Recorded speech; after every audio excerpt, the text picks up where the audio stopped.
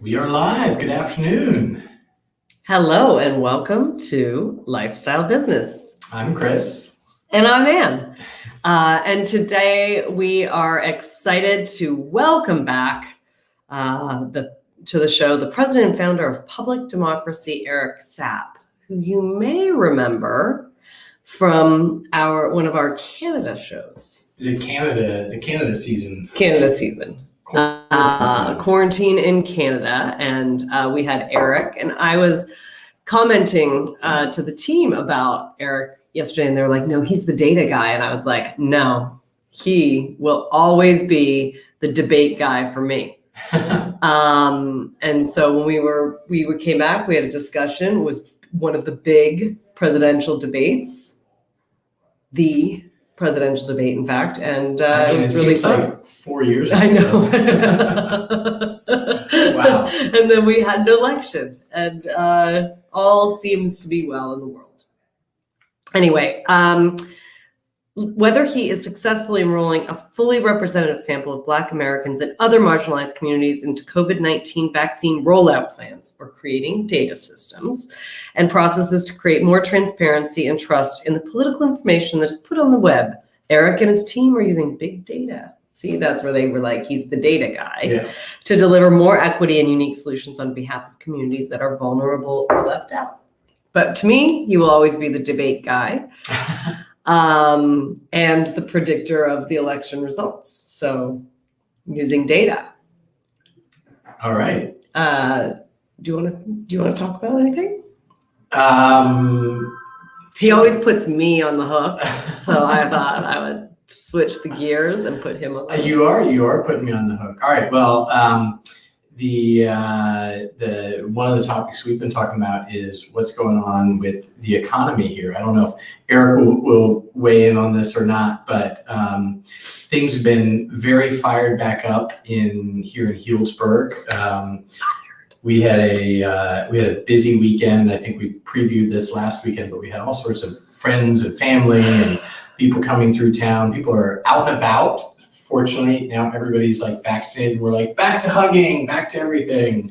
Back to wine country. Hopefully more people will get vaccinated. We'll talk about that a little bit and be able to hug again. But it's sort of interesting. There was an article in the New York Times this morning about, what's going on with the recovery? Because clearly wine country was full. There's lots of people out traveling again. We're taking a flight next week. Coming to you, Nashville. We're coming to Nashville next week.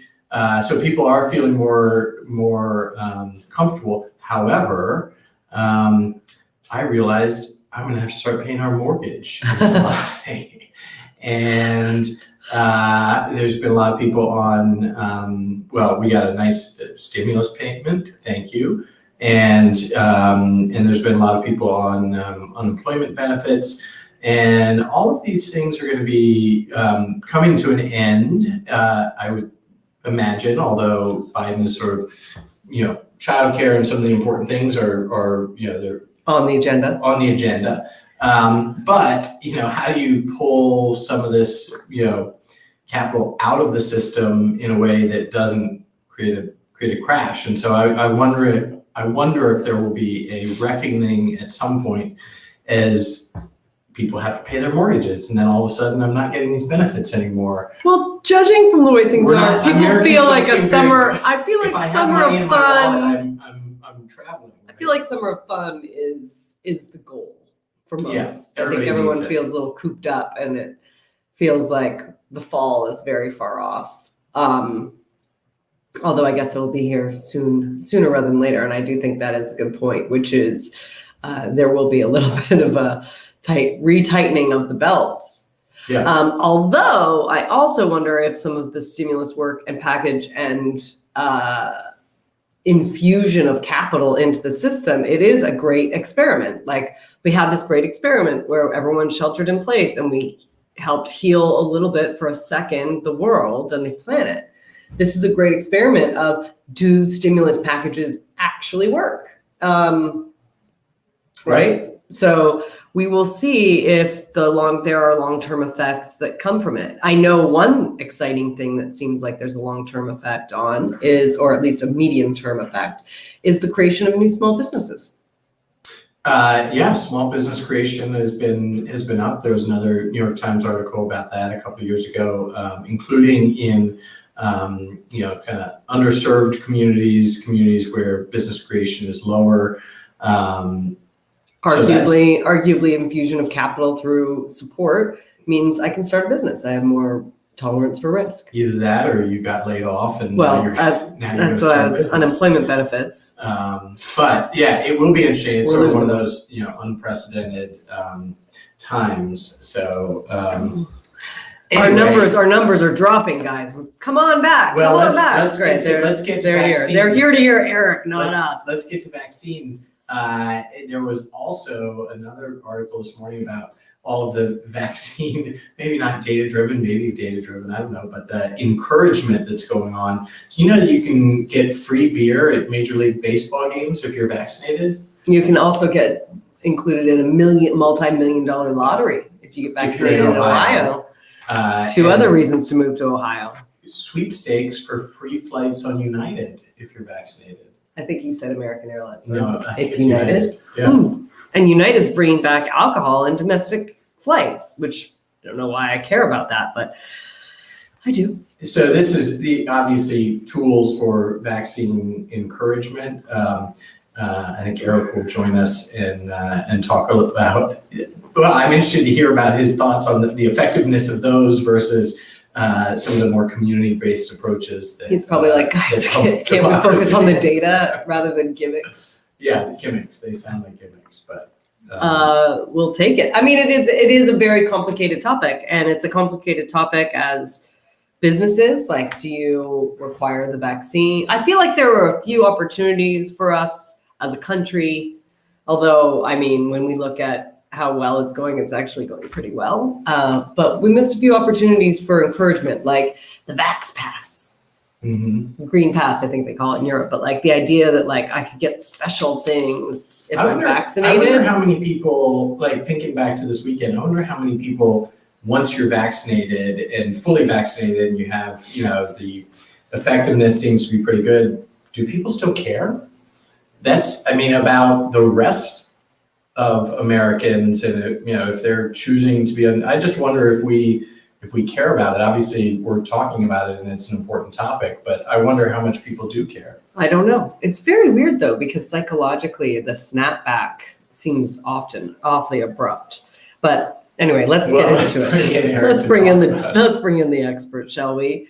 And now he's an entrepreneur, a faith leader, and a political advisor, has spent his career supporting communities around the world to use big data solutions on behalf of groups that are vulnerable or left out. As the founder and president of Public Democracy, Eric and his team are pioneering the Data for Good movement, working with partners to bring responsible and ethical use of data to public policy and the private marketplace. Welcome back. Hi, how are you?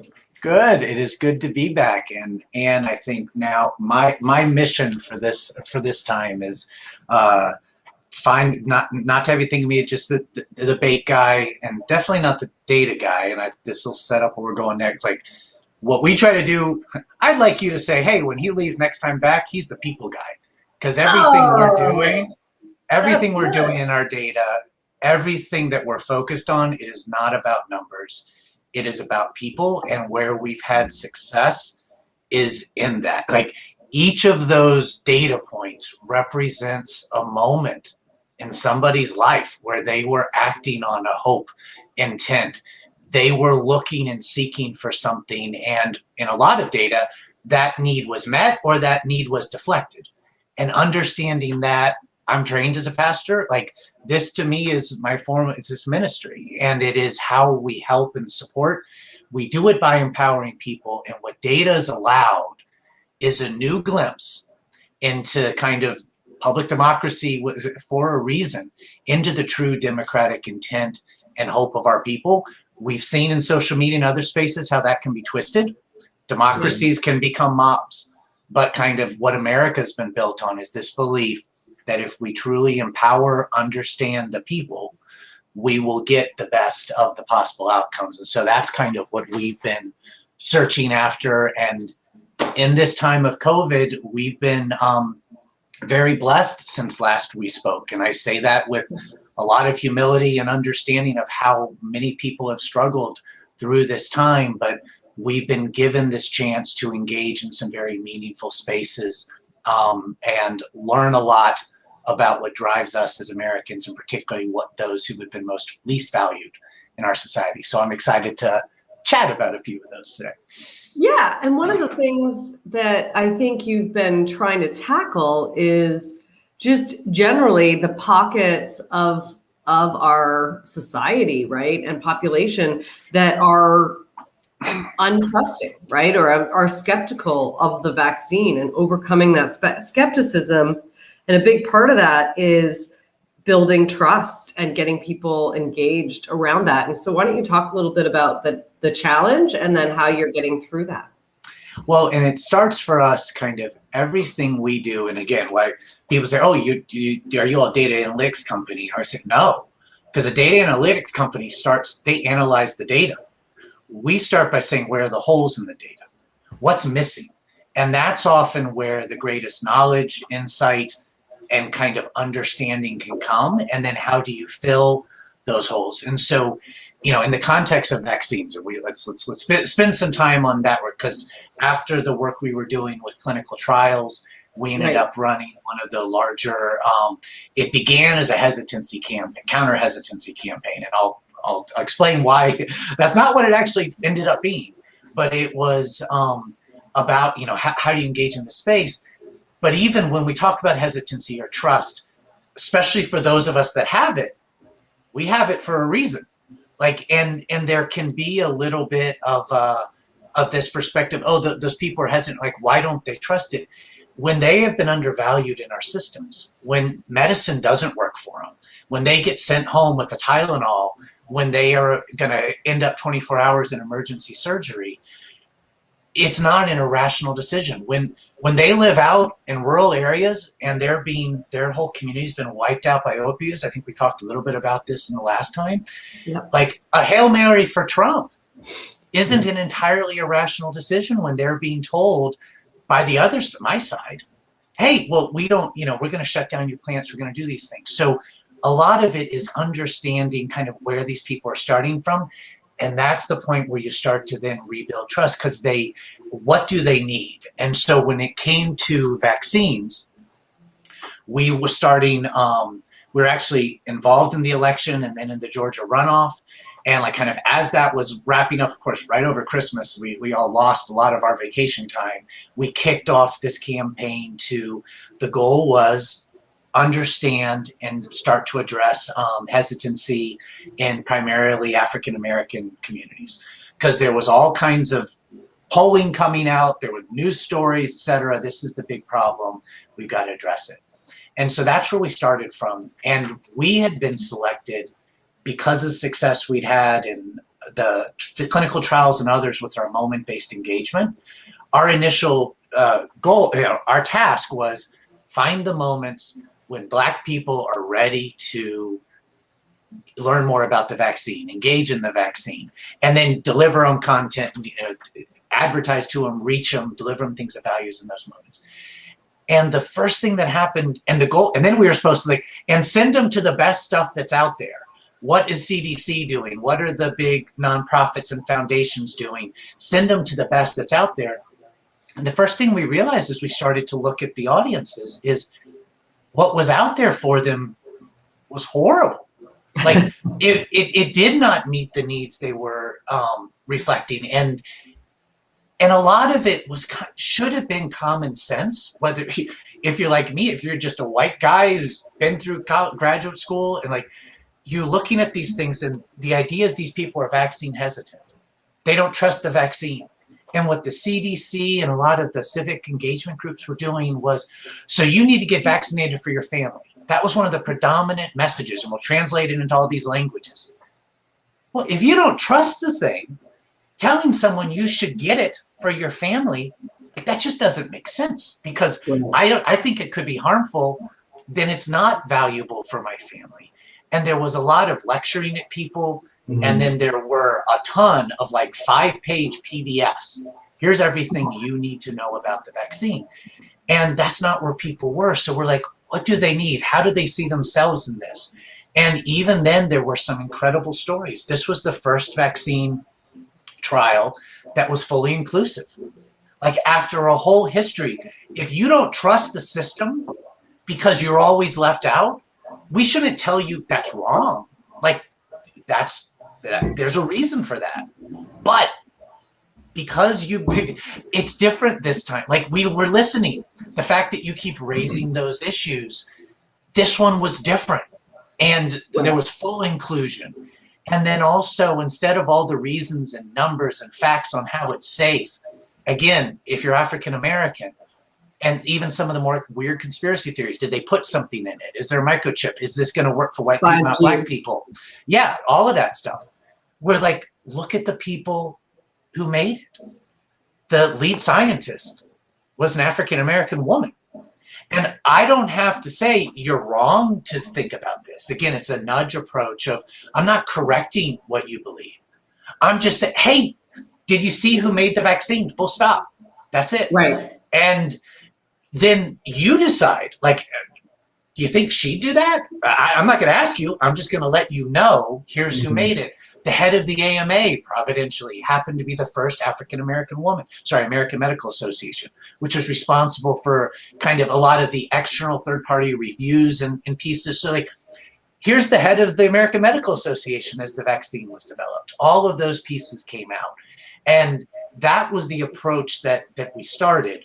And I'll stop for a second, but then there were some pretty cool outcomes that we noted that realized everyone was sparking up the wrong tree back in January on Black hesitancy. Right, because it's like the exact opposite thing is happening, right? Which is a bunch of lectures from people in power positions that are not in your community. And so shifting that sounds like the community talking to the community. Yep. And it was understanding what they needed, understanding where their concerns are, where their fears were. And then the key for us, and this turned out to be transformative on policy as well, was understanding what was going on. That as we looked at the data more and more, we were not seeing hesitancy. We were seeing a lack of urgency. And then another interesting thing as we looked at these different communities, we saw this strange pattern develop when it was broken down by age, that in white communities, you had the older 75 plus, and then as it dropped down, 65 plus were the most engaged, were exhibiting a learning behavior that was going much deeper in, were trying to find out where they could get it. And then there was about a 15-year gap. And then that same pattern replicated itself at the like 35 to 50 age group, which was, you see very quickly, because people are looking for how to get it in states where they don't live. It's the kids who are trying to figure out how to get their parents signed up for this. But that wasn't happening in the African American community. And we're like, that's interesting. Why? And just started digging deeper. And that simple piece, there's a hole here. There's something missing. This is a weird pattern. Why is it? Led us to very rapidly realize the big issue for African Americans was not hesitancy. It was eligibility. And we had this woke racism going on of all these people trying to show how woke they were and how they understood hesitancy and historical problems and all this in the African American community.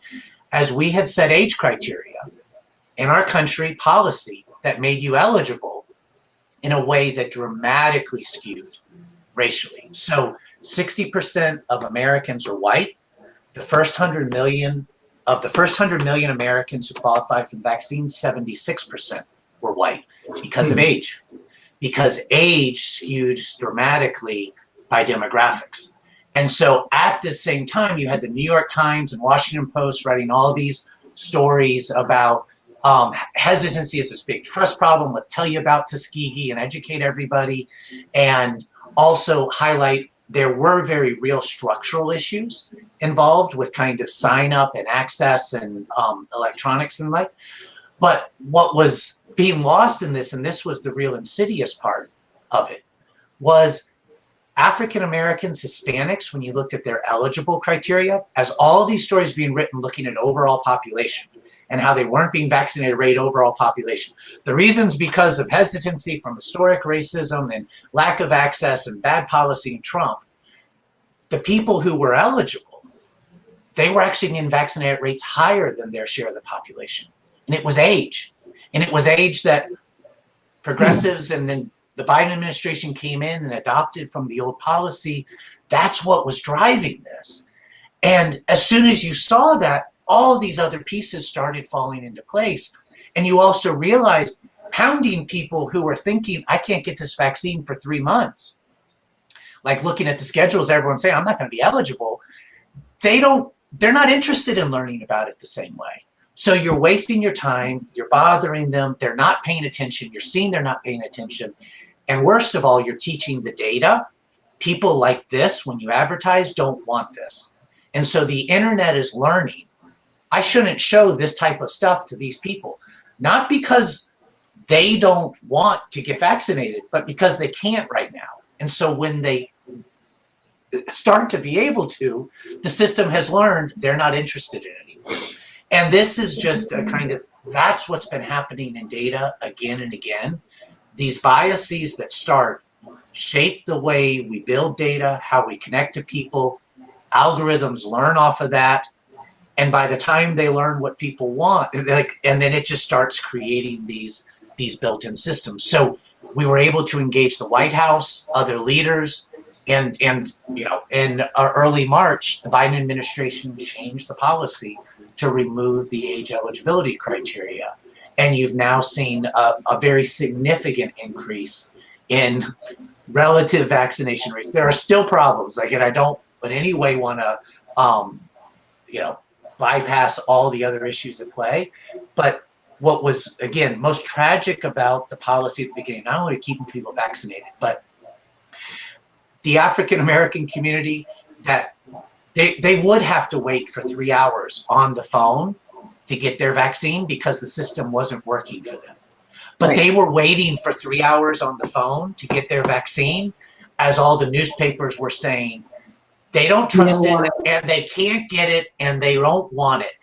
Which then And that- reinforces that message for that community. Yep. Well, that's That exactly. Doesn't reinforce, because we had a lot of those conversations back in January and February. We were having those conversations amongst our own community, you know, within Launchpad, about hesitancy. And I wonder how much of that was actually led by the headlines, right? We just started the show talking about 2 New York Times headlines. So if somebody says, well, I read in the Times that my community is hesitant, so Reinforces it sort of reinforces this Yep, bias that actually it does. what the data doesn't. The data is, there's another rationale which you just explained, but you're sort of perpetuating it.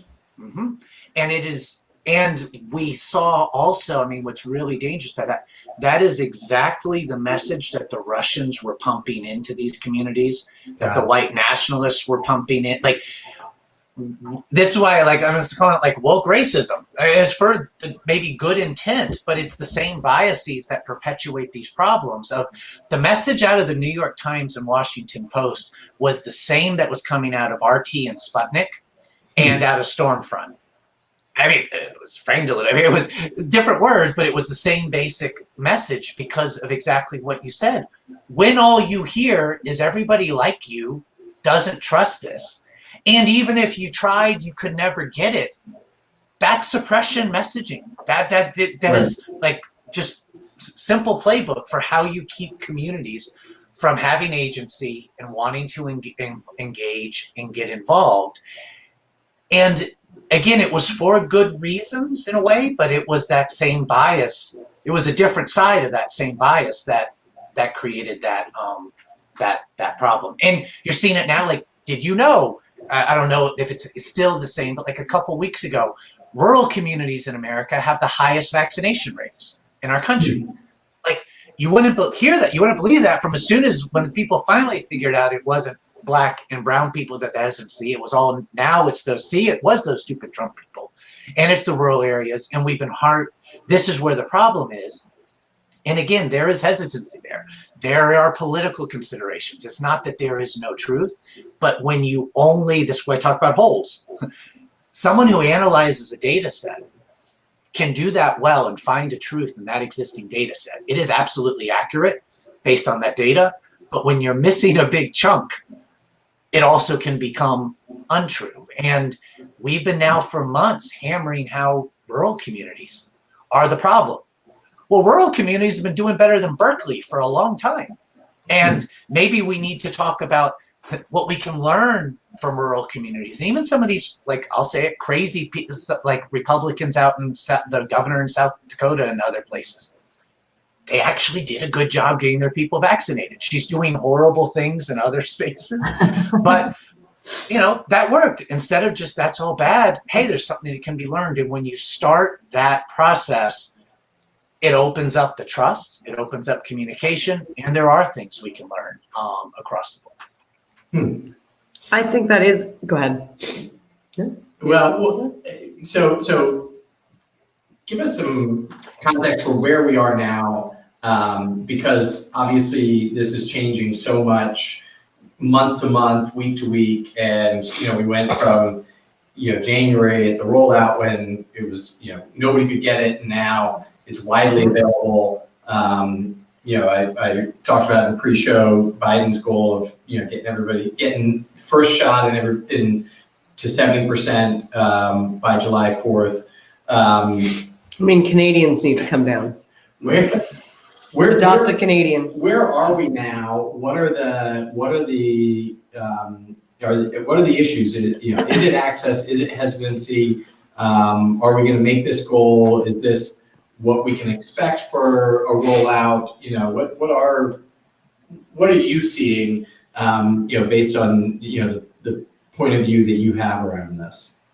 Well, it's a really good question. It's an important one for us all to be asking, because I think one of the challenges with COVID is it's moved so fast that even by the time you've learned something about it, that's mostly wrong now. I mean, and by the time someone's researched it, and again, just with hesitancy, by the time the poll came out, the poll took a month to analyze the data that was collected from the questions being asked 6 weeks ago. And we're in a totally different world by the time it's published. And then by the time you've read it and the policies created off of it, it's gone in a different section. And we do now have a lot of policies and people finally getting the programs up on hesitancy that were designed for January, February, when that's definitely not where we are anymore. One of the challenges in the beginning of this year was there wasn't access. Like, you couldn't get it if you wanted it. So there was this, who's hesitant, who's unaware. How do we get the people who want it in? At this point in America, if you really want it, you've pretty much got it. And so we're shifting to different questions now. The people who are left, there's a lot more now who are truly hesitant. There's a smaller chunk that, and this is also important, there's a smaller chunk who right now say they will never get it. And again, the number of, if I had a nickel, or if I had a free beer at a Major League Baseball game, for every time a mainstream media source published a poll saying this is our problem because X% say they will never get the vaccine. And the number of stories that say, and that number has changed since last month, and this is a really problem because now this many say they will never get it.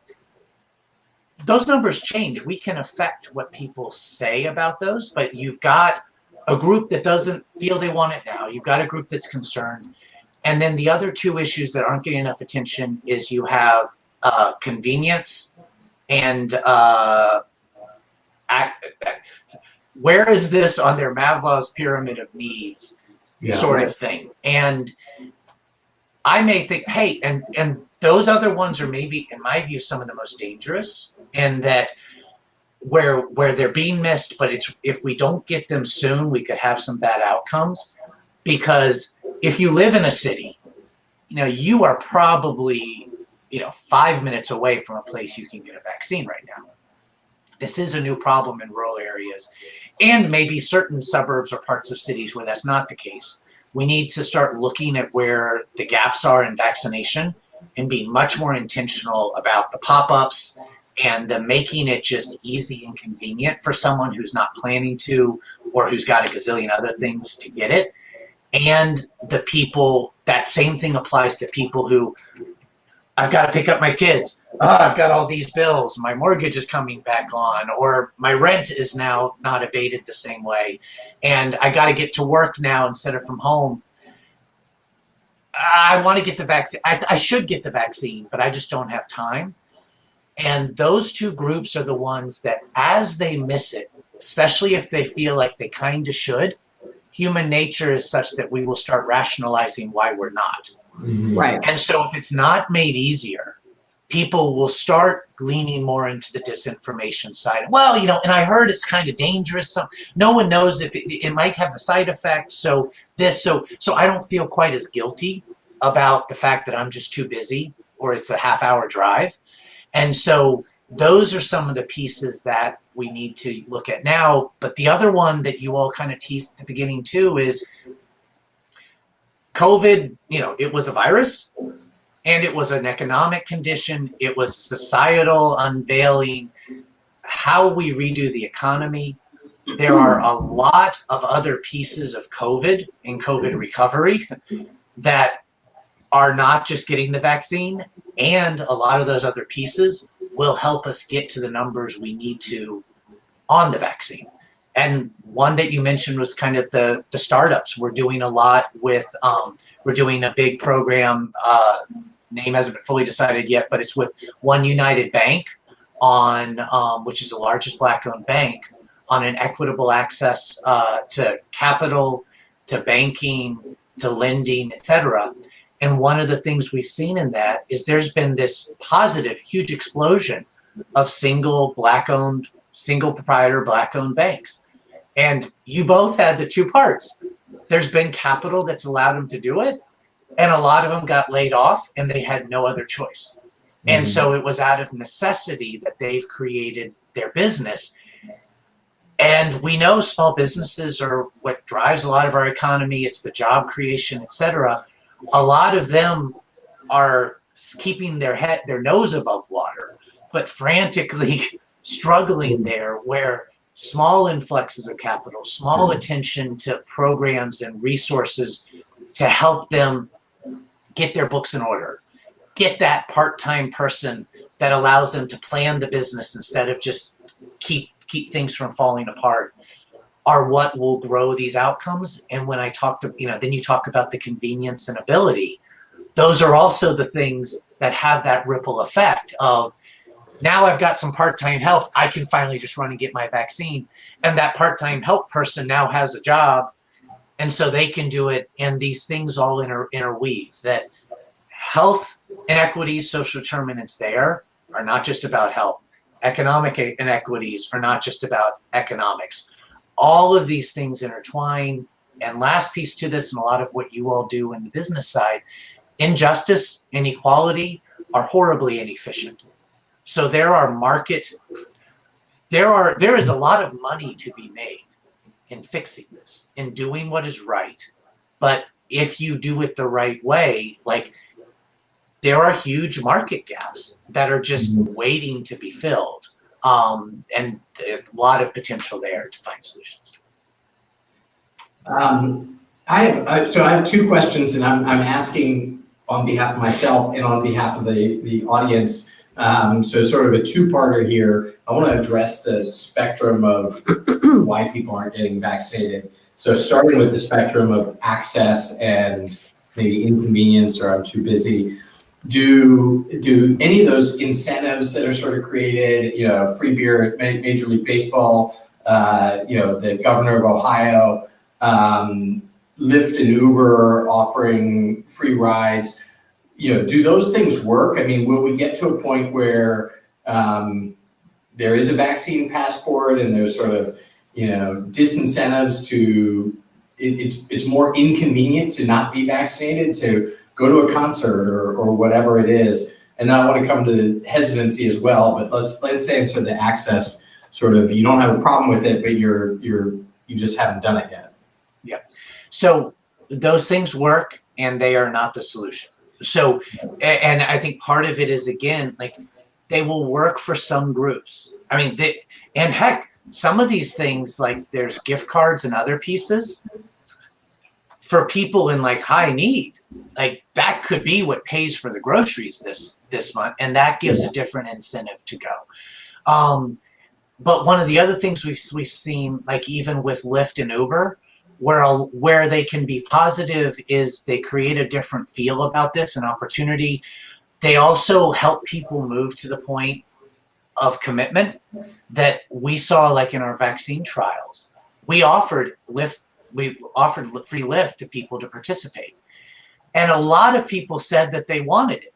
So it clearly was valuable to them on the front end. They're like, would this be useful for you? And we were in New Orleans, where there's not good public transportation and not everybody has cars. And so like, that's why it was there. And a lot of people said, yeah, I'd really like this. And then hardly any of them used it. They showed up, but they didn't use it. And what they ended up doing was going with friends, finding other ways to get there. So at the front end, it was the thing that brought them in. It helped them get over that commitment side. Okay, I'm not going to have to worry about that. I can do this. And then as they started to actually think through how they did it, they're like, I don't really need that. There's a better way. So I think there's that broader, how do you shift narratives aspect of this. There's this kind of get on board together. A lot of these things bring people together, which is obviously important after a year of isolation. There are certain groups this will work well with. And then there are others who, then there's a lot that it won't matter with. So like that's not going to be the panacea that solves this. Parents not wanting to vaccinate, see the question popping up here. Yeah. So part of this is, I think what we've seen with parents is understanding why, and again, starting in my first job out of grad school and divinity school was I worked on the Senate Health Committee.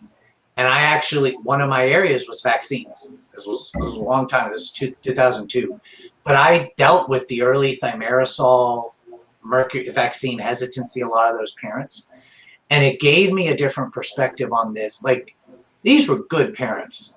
And they were parents that were struggling with something that was really hard, and they were trying to figure it out. And part of this is recognizing, like, you're not a bad parent because you do that. You could be creating some problems. There could be some bad parenting decisions that are being made, but most of these parents are doing it because they really love their kids and they want what's best for them. And I was talking to a colleague of mine whose wife was in, COVID happened, and she got into some of the mommy groups. And it was on the disinformation side, a fascinating case study. One of the women in these chats had a child who had medical conditions that made them, that created problems for some of the childhood vaccines. And she went in when her time came up and she asked the doctor, hey, so I'm like, she was a nurse. My kid has this issue. It's negatively associated with this. Like, what should I do? And the doctor immediately came down on her, just like blasting her as an anti-vaxxer, this sort of thing, and like pushed her away. Like, you got to understand the science. These are all safe, boom, boom, boom. And she's like, but I'm looking at some of the science here and I've just got a question. And like, he totally pushed her away. She went to another one. She asked the question on Facebook, got attacked as an anti-vaxxer. This is what's happening with COVID, the measles outbreak, and wherever, you're the reason. And suddenly she starts isolating. But also these group of women that know her circle around her, start supporting her. And what do?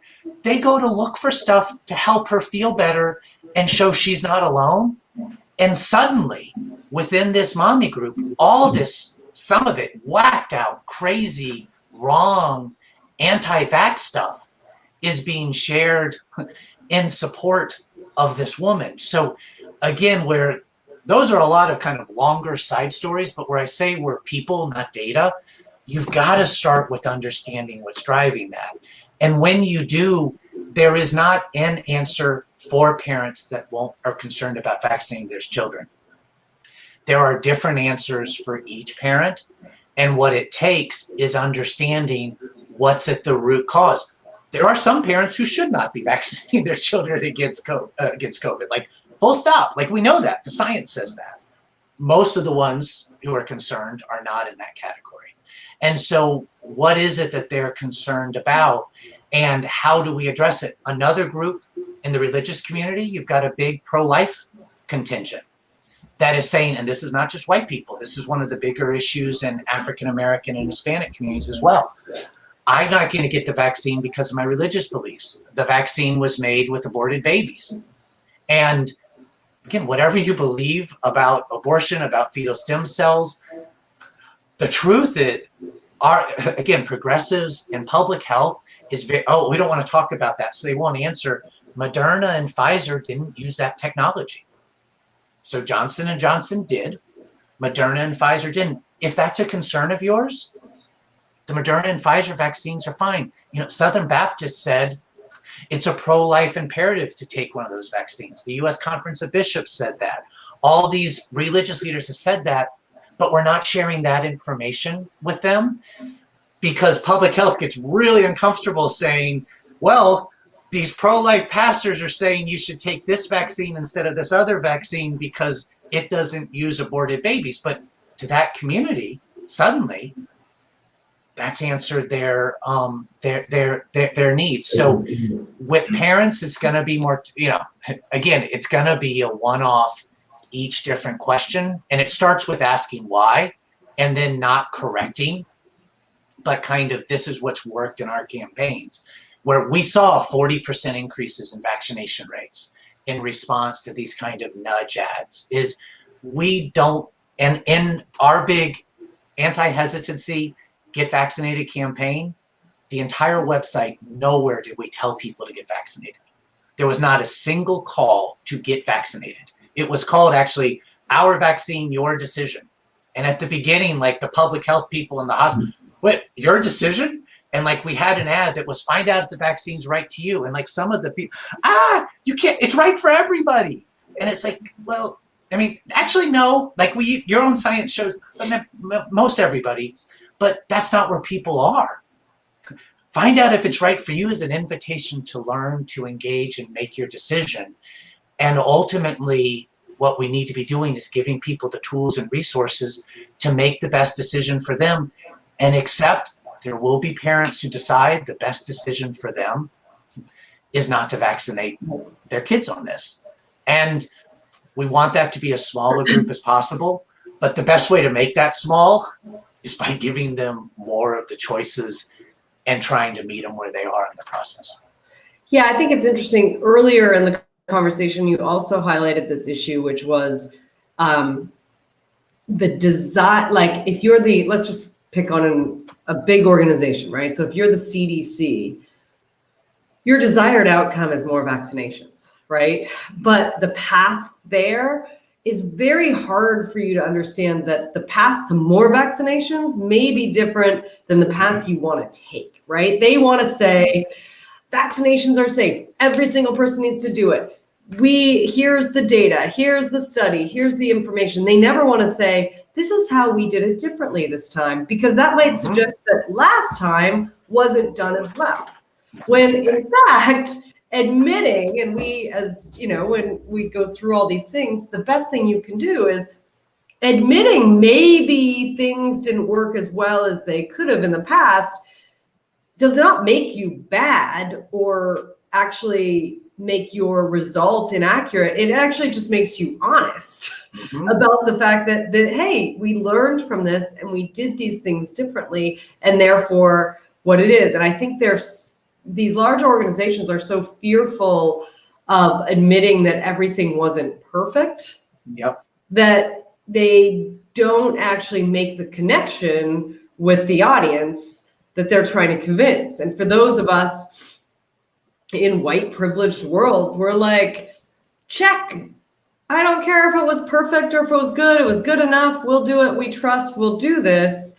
But if you don't acknowledge, like, I didn't do that the best way, then you'll never convince audiences that were the ones who were left out that they should trust in you, right? And I think it's so interesting because, and this is not just in the healthcare area, I think it's in general across any industry, these large organizations, there's so much risk to admit that there's something wrong that they have a hard time admitting. And even, sorry, I'm rambling now, but like even with like the Johnson & Johnson shot, right, which we got, right? And we had 3 days where we're like, okay, apparently I'm gonna explode with a blood clot.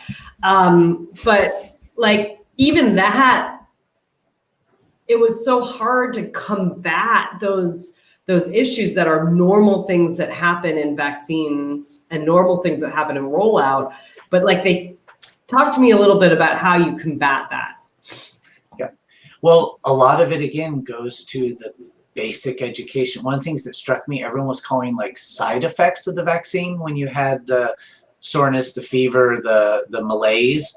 And it's like, no, this was proof the vaccine was working. This is your immune response. Like just Yeah. And I mean, when you talk about they wanting to lecture and educate people, the scientific community has just been, has been horrible about telling these stories and connecting to where people are.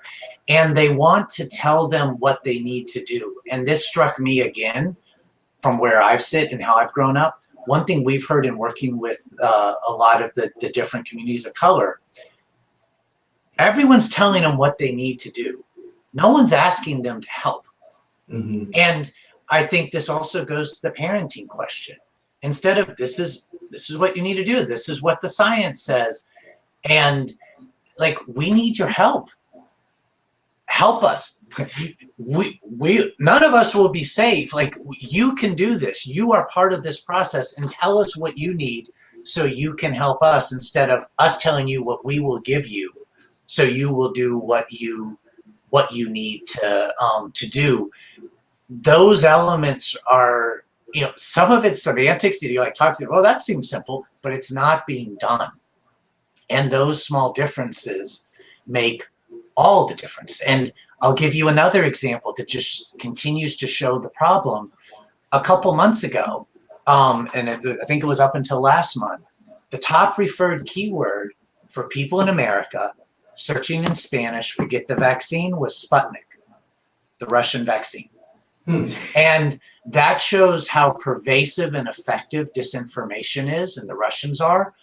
But it also shows what a horrible job public health, civil society, and even some of the advocacy groups for those communities are doing, actually meeting those people where they are. Because when an algorithm decides someone searching for this wants a Russian vaccine that isn't available in the US, it's because those needs of the people searching are not being met in a simple enough, easy enough way by the resources that are out there. The positive side of that is there's not a lot of dwell on that content. People moved on through it because, you know what, you can't get the vaccine here, and that's what they wanted. But it also showed, like, that was one of the tactics we used in our campaign. I want to find Spanish-speaking people in America who want to get vaccinated. I'm running ads on Sputnik. Right. Mm-hmm. Right. But like, we shouldn't have to do that. Yeah, it's not that you have to change the algorithm. You have to actually use the algorithm and the data that comes from that, and then decide. I mean, arguably, you could say that, like, if we picked on Facebook, which is really where the majority of this kind of disinformation gets spread, you could easily be able to identify what information is being spread that's disinformation, and then run an ad campaign that actually spreads information that points out that was disinformation. And it doesn't have to be like a call out. It literally could just be another equal campaign. You almost just like compete with the campaign directly. They have the resources to do that. Yeah.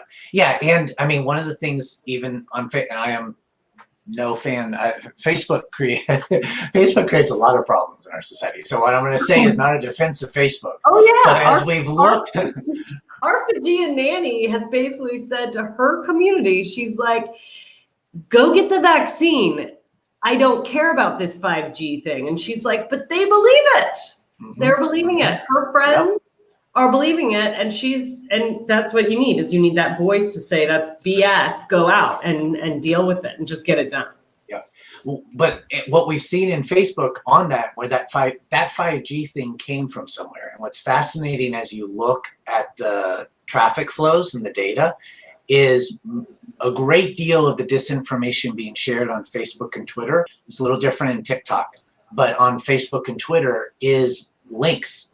And so it's people linking in from disinformation outside that then explodes and gets amplified and shown to new groups, but they're getting drawn in through these disinformation, very sophisticated, curated content creators in the web that then is creating this portal into the social media that acts as this amplifier. But again, that means if you just try to treat in Facebook, you'll never be able to catch up. You've got to try, if something's spreading kind of like this, if you cut off these two before they come in, you can have a much bigger impact before the amplification. So you need to be engaging in social. You need people who, like what your nanny did, that was like, she didn't say, don't 5G stupid. How could you all believe that?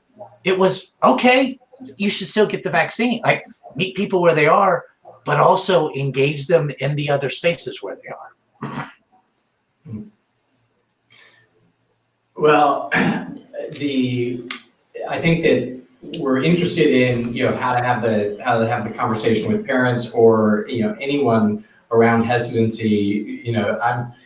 What I'm hearing from you, Eric, is, approach with empathy and compassion, not blast mode where you're saying you're wrong, here's the data. And this seems like a lesson beyond vaccine influence. Yeah, there's a lot. And where you're trying to get people is, you want to respect their agency. So you want to respect their ability to make their own decision, and give them the nudges and the data in a way that's consumable, that helps them get there. Because it's not you should do this,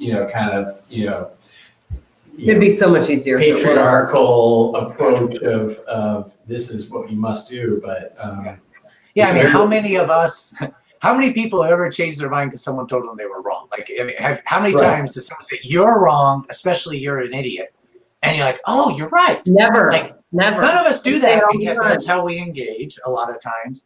And so, ask questions, understand. Did you knows? Not did you know, you idiot, but oh, that's interesting. Did you know this thing on the side? So I'm concerned it wasn't for me. Well, did you know that like 1 in 4 people who've been vaccinated have been people of color? Like there's been, however many millions, you're worried it's going to make you sick or it's not safe. Did you realize we're like, 70, almost 65% of Americans have been vaccinated? I don't have the math right now. Or your uncle, your Republican uncle, America's rocking it right now. Do you realize we're like leading the world in vaccination? Like we're up pushing 65%. The Chinese are barely at 10. The Russians aren't even to 3. Like, yeah, we had some trouble early, but like we created the 2 best vaccines that are the safest and most effective and that the whole world wants. Like, isn't that awesome? Even if you don't get it, isn't that awesome? Like, that just changes some of those frameworks. And I celebrated Donald Trump last week. I'm sorry? I actually was like, you know what, Donald Trump, you didn't do worse than other places. Mm-hmm. Yep. I said that. Right now, and like that can open someone up to a conversation. And on the peer stuff too, like it's worth. We've been working with public health people. I got a couple emails from doctors that were very senior, working on vaccines, and the tagline was fully vaccinated and fully masked. This was last week. And I was like, okay, we're kind of virtue signaling on some of this stuff here, but you're not following the science if you're fully masked right now. I mean, it's your science, but like we all do this. And so acknowledging when you see something like, yeah, you know what? Like, I understand how you said that, or you heard this from this person. I just realized I can't stop wearing a mask because for so long, this was how I showed I was different. Like, how did that make you feel? What should I do differently? Just starting some of those different sort of conversations opens up then the beginning to, okay, maybe I'm not in full defense on this as the parent or the family member. You've admitted you were wrong on some of these things. You've asked me questions. You've shown how America's good on this or how my community is taken care of. I might now ask you another question. Oh, you're helping me. Well, I've been worried about this. What do you think? And, okay, or maybe even if you know, answer it, or why don't we look at this together? That's harder. That takes more time. But that's what it's going to take on a lot of these people to move them forward. Interesting. All right. Well, we've gone a full hour. I think we've gone the full hour. Oh my goodness. All right. Well, judging by what you're suggesting, Eric, Chris's style is going to be more effective than Anne's on this. I mean, I was thinking the whole thing. I'm thinking is this is exactly how I work with entrepreneurs, because entrepreneurs are have a different point of view, different perspective, and approaching it with empathy rather than saying, no, you should not start the business. You should go to college, then you should become a lawyer, then you should make money and raise your family. And well, that doesn't sound like me either. Most people don't want to take that path. Nope. I used to do college trading. Nobody likes to listen to this. Should. No one would go on a date and try to get a second date the same way we tried to convince people to take actions in public health and other stuff. Like, let me tell you all the good things about myself. And here's what you need. Like, if you're a guy and wanted a second date, like, so tell me about yourself. And like, you're trying to find that point of connection. We all know this inherently. Yeah. But then we kind of flip that switch when it comes to policy issues or arguing that turns off. Everyone has these skills. Right. I mean, if we all just acted like we were on dates, I think marriages would be more successful, businesses would be more successful, right? Eating at a restaurant would be more enjoyable. We should just treat life like we're on a date. Treat life like a perpetual date. It's a good thing that your dad used to always say that to you. Never let the wooing end. That's right. Mm-hmm. That's a good. Yep, that's good advice. Definitely for marriage, but kind of for all of our relationships. Yeah. Well, with that, never let the wooing end. Could be a summary for vaccine hesitancy. Eric, thanks so much for being with us today. We'll let you go. But, so fun. You'll always be the people person to me now. Okay, very good. Mission accomplished. Y'all have a wonderful afternoon. Thanks, Eric. We'll say goodbye and we'll move on to some Men Per Magic and wrap it up for the week. All right. You want to start with Nashville? Sure. We're heading to you, Nashville. We're taking our first business trip since the pandemic and making our way out to East Nashville to refresh the office a little bit and meet some of our new members. And apparently Nashville is wide open. Fun. All right. Well, AGD Entertainment, an entertainment company at the forefront of innovation for the career development in the ever-changing music industry, is thrilled to announce the winners of their first ever 0 to 60 scholarship program designed for the developing 16 to 20-year-old artist. We're going to have to edit these a little bit. These are long. The inaugural recipients include 18-year-old Nicholas Edgerson from Atlanta, and 18-year-old Damon McKinney-Tay of Nashville. Congrats to them. They're edited for us. All right. Well, congrats to them and everyone in Nashville. So in Newark, let's head over to Newark, shall we? Congratulations to L&M Development Partners and Type A Projects on breaking ground Phase 1 of Bronx Point, a mixed-use development in the South Bronx featuring a much-anticipated Universal Hip-Hop Museum. And Dee Marshall, more shine for Newark. Dee Marshall and her company, Diverse and Engaged, were mentioned in the Harvard Business Review as an example of an agency that has diversity and inclusion at the core of their purpose, and as a recommended partner to companies looking for help in broadening their ecosystem. And everyone can get a ton of great advice and support from Dee She is an OG member of our community and so valued. All right. You want to go? No? Well, thanks for joining Take us us so out. much today. Thanks for Eric, our people person, not data person. But that was a fascinating conversation. I know that I learned how to have the conversation with people who have a hesitancy around this, and we know people who do. And it's an approach with empathy and understand what the concerns are and try to deliver agency to them rather than telling them what they should do. All right. So we look forward to seeing you next week on a show with a special member of our Newark community. All right. Thanks so much. So long, folks.